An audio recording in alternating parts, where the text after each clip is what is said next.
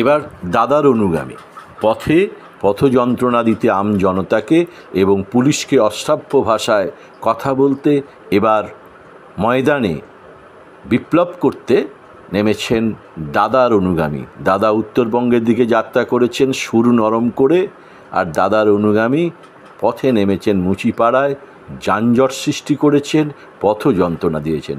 দেখুন দ্বিতীয় এপিসোড। কাল সন্ধ্যেবেলায় করে দিয়েছেন লক্ষণ ঘড়ুই, বিজেপি বিধায়ক।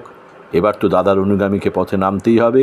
অত্যন্ত গুরুত্বপূর্ণ রাস্তা শিবপুর মুচিপাড়া মোড়ের যে সার্ভিস রোড, সেই সার্ভিস রোডের তো ভীষণ অবস্থা, সেই ভয়ঙ্কর অবস্থার মধ্য দিয়েই মানুষকে যাতায়াত করতে হয়। কিন্তু সেখানে দাদার অনুগামী প্রচণ্ড বিদ্রোহ, প্রতিবাদ, বিপ্লব করে ফেললেন এবং যানজট সৃষ্টি করলেন, পুলিশকে ধস্তাধস্তি করলেন দাদার অনুগামীর বৃন্দরা। আর দেখুন পথ যন্ত্রণা দেওয়ার দ্বিতীয় এপিসোড বিজেপি নেতার দাদার অনুগামীর নেতৃত্বে কিভাবে চলছে পথ যন্ত্রণা দেওয়ার দ্বিতীয় এপিসোড।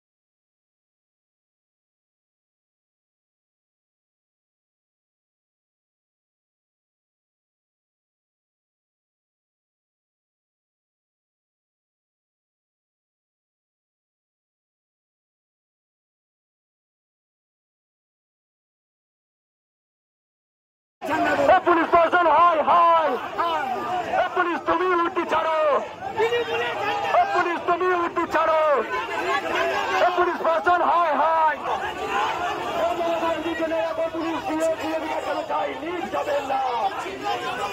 পুলিশের গুন্ডাগিরি মানছি না, মানব না।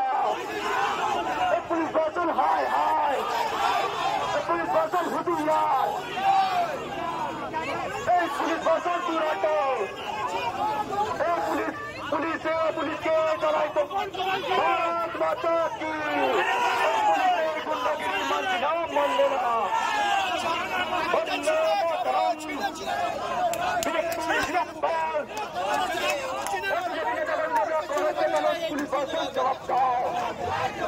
পুলিশের গুন্ডাগিরি মানছি না, মানব না।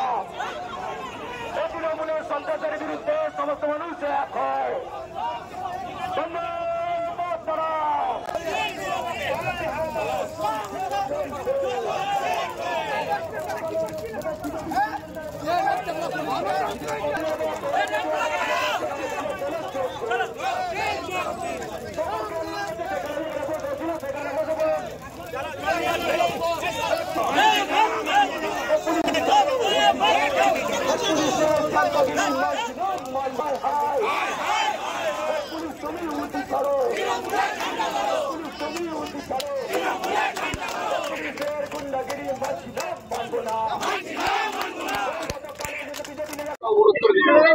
উত্তরবঙ্গে বন্যায় বিধ্বস্ত হয়েছে উত্তরবঙ্গ, ডুয়ার্স, তরাই, মিরিক থেকে শুরু করে শিলিগুড়ির পাহাড়ের উপর পর্যন্ত ব্যাপক ধস নেমেছে। এর কারণ হচ্ছে পশ্চিম বাংলায় তৃণমূল পার্টির নেতারা যারা কলকাতায় থাকেন, তারা কলকাতা থেকে অবৈধ উপায়ে এই পার্টি চালানোর জন্য 2011 সালে ক্ষমতায় আসার পর থেকে যে টাকা কামাই করেছে কলকাতার সমস্ত তৃণমূলের নেতাদের।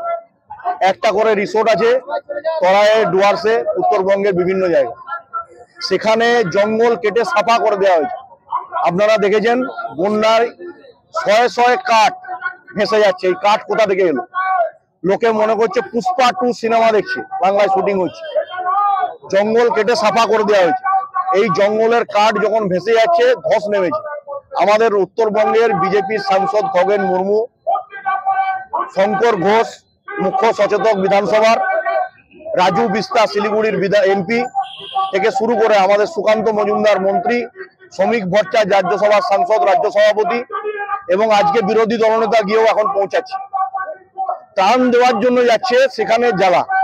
তৃণমূল সামনে আসতে পারছে না, তারা বিশেষ সম্প্রদায়ের জেহাদিদেরকে সামনে করে দিয়ে খগেন মুর্মুকে যেভাবে যে কায়দায় আক্রমণ করা হয়েছে, বাংলার লজ্জা এটা মমতা বন্দ্যোপাধ্যায় বুঝতে পারছেন না। মমতা বন্দ্যোপাধ্যায় এরপর তার সাংসদদের দিয়ে যদি দিল্লিতে যান, আর দিল্লিতে আমাদের ওখানে রাজ্যের সরকার আমাদের, কেন্দ্রের সরকার আমাদের, দিদিমণি ট্রেন থেকে নামতে পারবেন তো, ফ্লাইট থেকে নামতে পারবেন তো? আমাদের সাংসদদের গায়ে হাত দিচ্ছেন। তার প্রতিবাদে আজকে আমাদের এখানে অবরোধ চলছে। আর এখানকার এই মলানদিঘি আইসি আর এনটিএস থানা দুজন সিভিক পুলিশ গেঞ্জি পরে কোথা থেকে ধরে নিয়ে এসছে পুলিশ নাকি জানি না, বালতির জল নিয়ে নামাতে এসেছিল, আচ্ছা করে দেওয়া হয়েছে আজকে ধোলায়। এরপর যদি আসে এরকম সিভিল ড্রেসে যে আসবে পুলিশ, তাকে একই ধোলায় পড়বে। আমরা এবার ছেড়ে কথা বলবো না, মারের বদলা পাল্টা মার হবে, ছাড়া হবে না।